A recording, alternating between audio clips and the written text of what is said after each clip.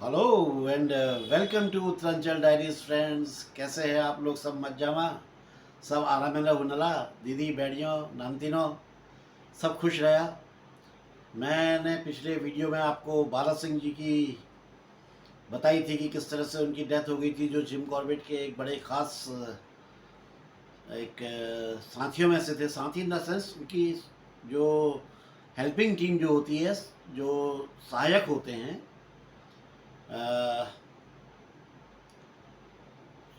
Servant शब्द कहना मुझे अच्छा नहीं लग रहा है, क्योंकि अमूमतः इंडियंस तो ब्रिटिश के सर्वेंट ही रहे हम लोग तो, लेकिन मेरे को यहाँ पे कहना अच्छा नहीं लग रहा है, इसलिए सहायक कह रहा हूँ।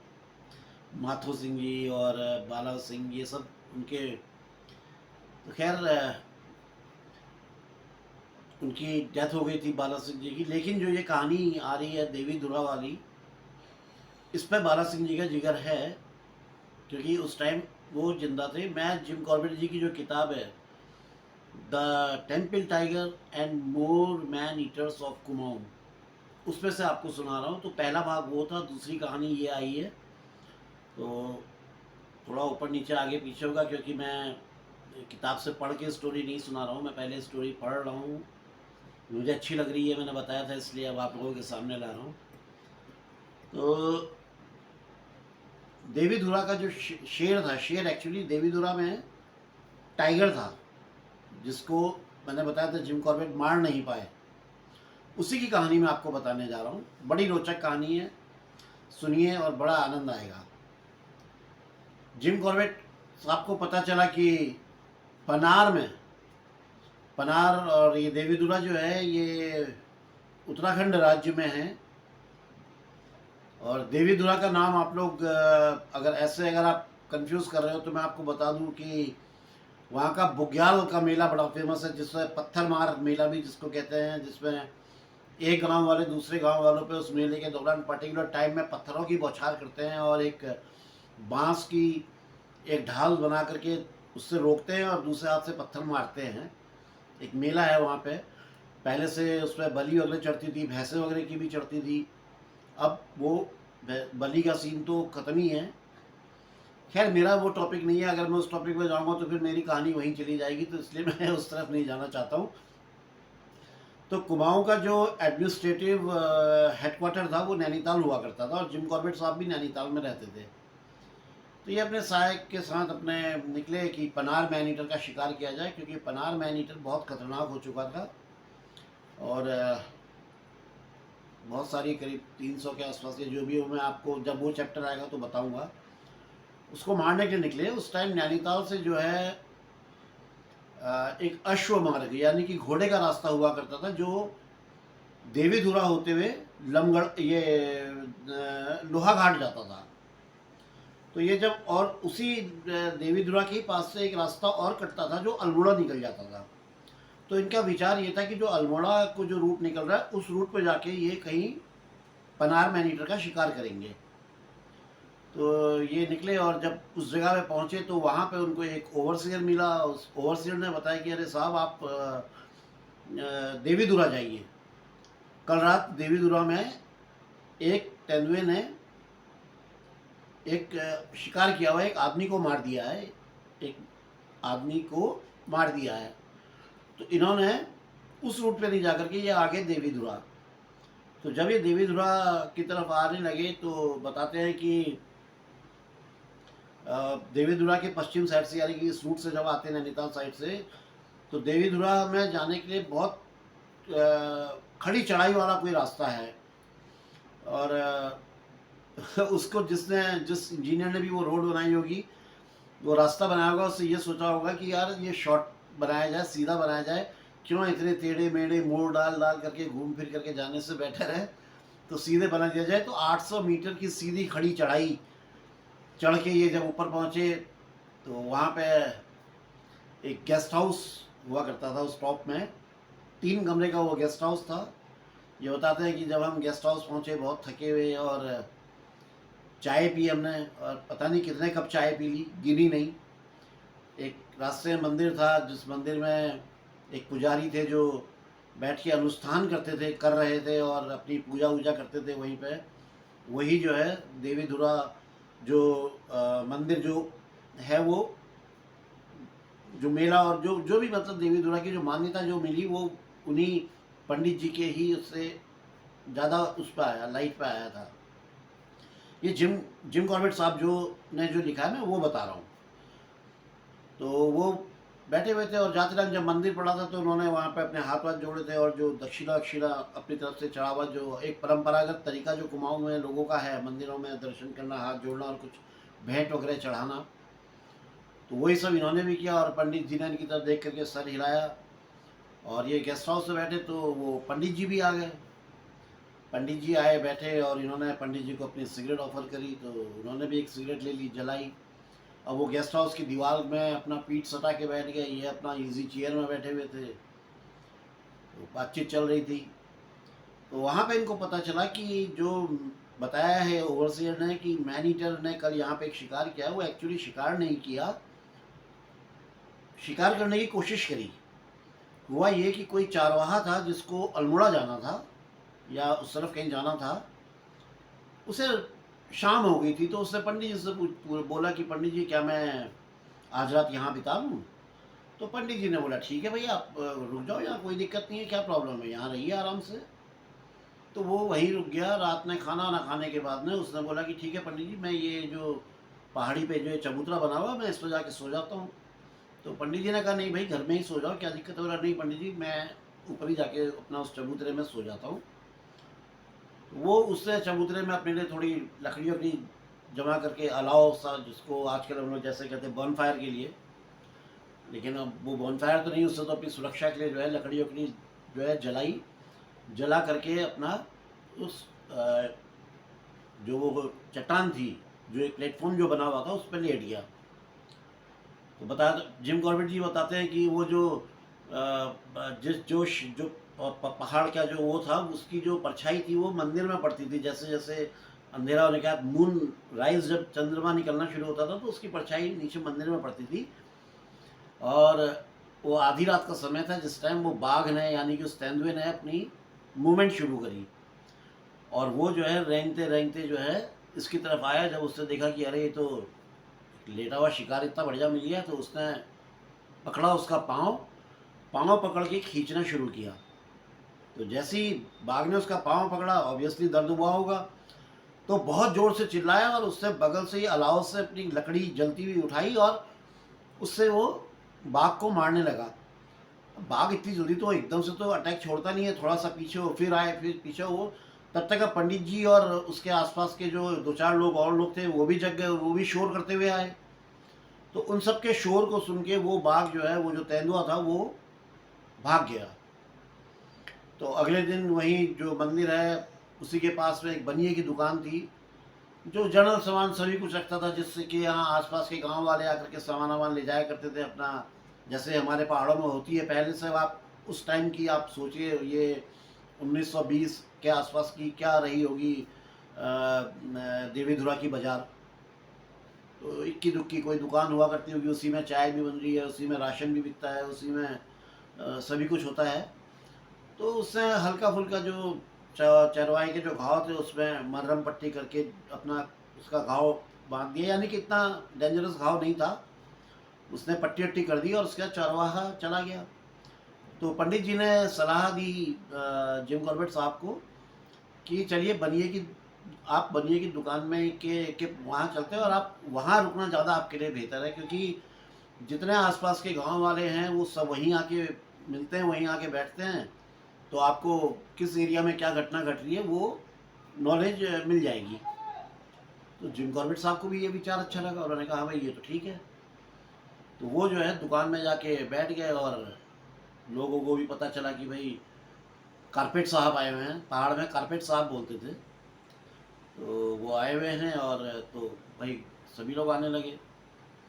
तो शाम का टाइम हो गया तो पंडित जी ने कहा, खड़े हुए बोले, अच्छा साहब कॉर्बेट साहब से कि मेरे को तो विदा दीजिए, मुझे अपनी पूजन का कार्य करना है और मैं चलता हूँ।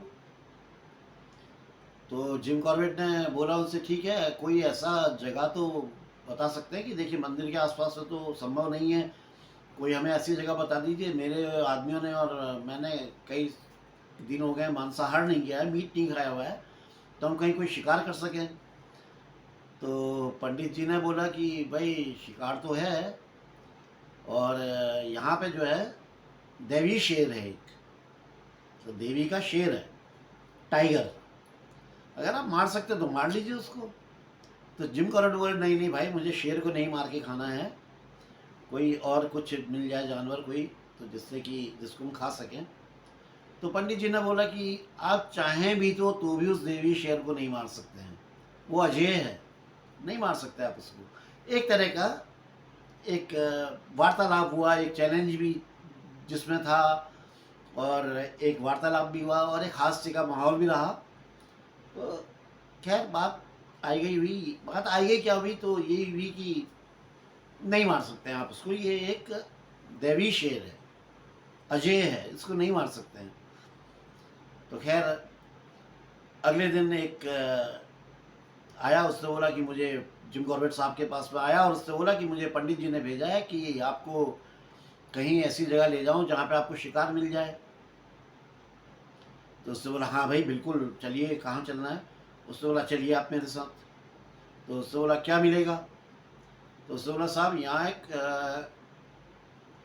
घुरड़ घुरड़ है, जिसको शायद सांबर कहते हैं मेरे ख्याल से, घुरड़ है। अगर आप, और उसके जो सींग हैं वो इतने बड़े हैं जैसे कि नहीं घुरड़ नहीं, जड़ाऊ है, जड़ाऊ को सांबर कहते हैं, और इतने बड़े सींग हैं उसके जैसे बांज के पेड़ों, यानी कि इतना बड़ा जानवर है, अगर आप शिकार कर पाएँ तो। जिम कॉर्बेट साहब को कोई ऐसा बोले कि शिकार कर पाएँ, तो वो भी जड़ाऊ जैसे जीव का। तो उन्होंने कहा चलो भाई चलते हैं। तो लोग निकले, और निकलने में करीब 2-2.5 किलोमीटर दूर जा कर के एक उनको एक मैदान सा दिखाई पड़ा, जो जिससे काफ़ी एक क्या कहना चाहिए, अरे बुग्याल तो बहुत बड़ा हो जाता है, बुग्याल नहीं, लेकिन उससे एक चरगाह टाइप का समझ लीजिए आप, एक मैदान सा जिसमें खूब हरियाली थी। और उस आदमी ने बताया कि ये जो है हर सुबह शाम को ये जो जड़ाऊ है ये यहाँ आता है। और जिम कॉर्बेट साहब को पता था कि इससे पहले उत्तरांचल के जो जड़ाऊ है, जो सांभर है, ये बड़े बहुत भारी भरकम होते हैं, और उससे पहले जो एक जड़ाऊ के बारे में इनको इन्फॉर्मेशन मिली थी, उसके सींग 47 इंच लंबे थे, 47 इंच, सोचिए। तो वही उनके लिए सबसे बड़ा था। लेकिन जब उन्होंने सुना कि बांज के पेड़ के जैसे सींग है, तो वो और एक कौतूहल था। अच्छा, उससे पहले जिम कॉर्बेट साहब कलकत्ता गए हुए थे। कलकत्ता से वो अपनी गन्स वगैरह और ये सब एक जगह से लेते थे, मेंटल कुछ इस तरह से बोलते हैं उस जगह को, जहाँ पर बंदूकें ठीक भी होती थी, बिकती भी थी। तो वो उस दुकान में, शोरूम में रखी हुई एक जो शोकेस में एक राइफ़ल रखी हुई थी, उस राइफ़ल को देख रहे थे। तो दुकान का जो मैनेजर था वो जिम कॉर्बेट साहब का पुराना जानने वाला और अच्छा मित्रों में था, और आया, और हाय हेलो के बाद उसने उस बंदूक के बारे में बताया कि ये 275 बोर की वेस्टले रिचर्ड्स कंपनी की राइफ़ल है, और ये स्पेशली डिज़ाइन की गई है माउंटेन्स में शिकार करने के लिए, पहाड़ में शिकार करने के लिए ये स्पेशली डिज़ाइन की गई है, और बहुत अच्छी बंदूक है, इसको आप ले जाओ। तो जिम कॉर्बेट साहब पहले तो तैयार नहीं हुए, लेकिन थोड़ा ना नुकुर के बाद में इस शर्त पे कि भाई मैं ले तो ले रहा हूँ इसको, लेकिन अगर मान लो मुझे पसंद नहीं आई तो तुम इसे वापस ले लोगे मेरे से, और मेरा पैसा मेरे को वापस करोगे, यानी कि तुम इस बंदूक को वापस ले लोगे। इस शर्त पे उन्होंने वो बंदूक ले ली। अब जहाँ पे उन्होंने जड़ों का शिकार करने के लिए गए थे, तो वहाँ से थोड़ी दूर पर उनकी नज़र गई, तो वहाँ पे देखा कि कुछ जो ये अरे क्या कहते हैं यार, ये जो ईगल, ये वल्चर, गिद्ध, कुछ गिद्ध जो हैं थोड़ा दूरी पे ऊपर मंडरा रहे हैं। तो उसने, उस जो गाइड था अपने साथ में जो आदमी था, उससे पूछा भाई ये क्या। और साहब आगे गांव है, और शायद वहाँ कोई जानवर मर गया होगा, उसका ही, उसी के वही इनका भोजन, तो ये वो होंगे। कहा चलो चलते हैं। तो ये उस जगह में पहुँचे, तो वहाँ पे एक इकलौता घर था, एक झोपड़ी थी, इनकी लैंग्वेज के हिसाब से एक झोपड़ी थी, और उस झोपड़ी का जो एरिया आसपास का जो सीढ़ीदार जो खेत थे वो सब कुल मिला करके 1 एकड़ का एरिया रहा होगा। और इनको आते हुए देख करके जो घर का स्वामी था, वो जो मालिक था, वो निकल करके आया और उसने पूछा भाई आप कौन और कैसे क्या मतलब कौन है आप। तो बताया उनको कि ये जिम कॉर्बेट साहब हैं और यहाँ पे जो है वो आदमखोर का शिकार करने के लिए आए हुए हैं। तो वो बड़ा खुश हो गया, उससे कहा अरे साहब मुझे पता होता तो मैं तो कल ही आपके पास आ जाता। कल ही जो है वो देखिए सामने मेरी गाय को मार रखा है। तो एक बीच में एक पहाड़ी नाला सा था जिससे एक खेत उसका उस तरफ था। वो क्या उससे बताया कि मैं अपने 15 मवेशियों को वहाँ पे बांध देता हूँ, जिससे कि उनके गोबर और जो उनका यूरिन और जो गोबर वो करते हैं उससे खाद बन जाती है। और उससे वो हमारी गाय मार दी है उससे, और हमारा वो दुधारू गाय थी, उसी के दूध से जो है हमारा घर चलता है। तो वो बड़ा दुखी भी था और बड़ा खुश भी हुआ जिम कॉर्बेट साहब को देख करके। उसने पूरी घटना बताई कि कैसे कैसे उसने रात में शिकार किया और क्या कि हम तो देखते रह गए, ना मेरे पास गन थी, ना गांव में किसी के पास गन थी। अगर मेरे पास गन होती मैं तो उसी टाइम उसको मार देता, ये वो करके वो सब बताने लगा अपनी। तो खैर थोड़ी देर गपशप करके जिम कॉर्बेट साहब ने गन उठाई, उठ के जाने लगे। तो बोले पूछा उसने गाँव वालों ने अरे साहब आप कहाँ जा रहे हैं। तो सर भाई मैं तो जा रहा हूँ जड़ाऊ का शिकार करने के लिए, कोई सांभर मारने के लिए।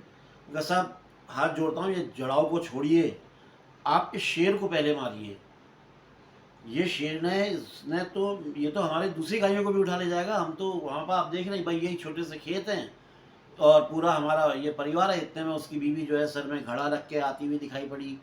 पीछे से उसकी बेटी जो है 7-8 साल की जो है वो सर पे घास का बंडल रखे हुए। उसके पीछे उसका एक लड़का जो करीब 5-6 साल का रहा होगा, वो लकड़ी का गट्ठर लेकर के आते हुए दिखा। तो कुल जमा पूंजी लोग 4 जनों का परिवार। तो जिम कॉर्बेट साहब ने बोला अपने गाइड को कि ठीक है मैं शेर को ही मारते हैं, आज हम शेर का ही शिकार करते हैं।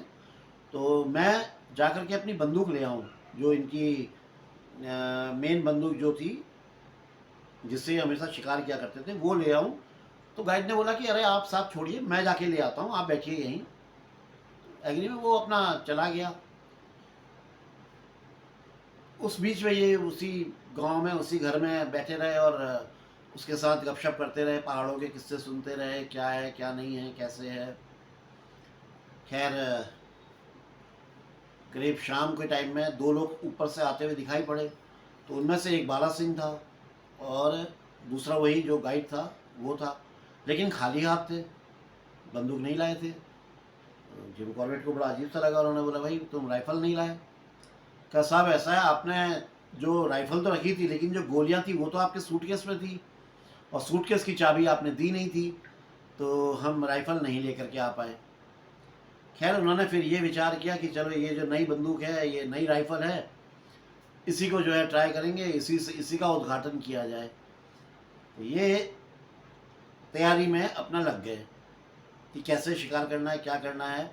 अब ये अपने लिए आसपास की जगह ढूंढने लगे कैसे क्या किया जाए। और दोस्तों वीडियो लंबा हो रहा है, इसका आगे का देखने के लिए आपको अगले वीडियो का इंतज़ार करना पड़ेगा।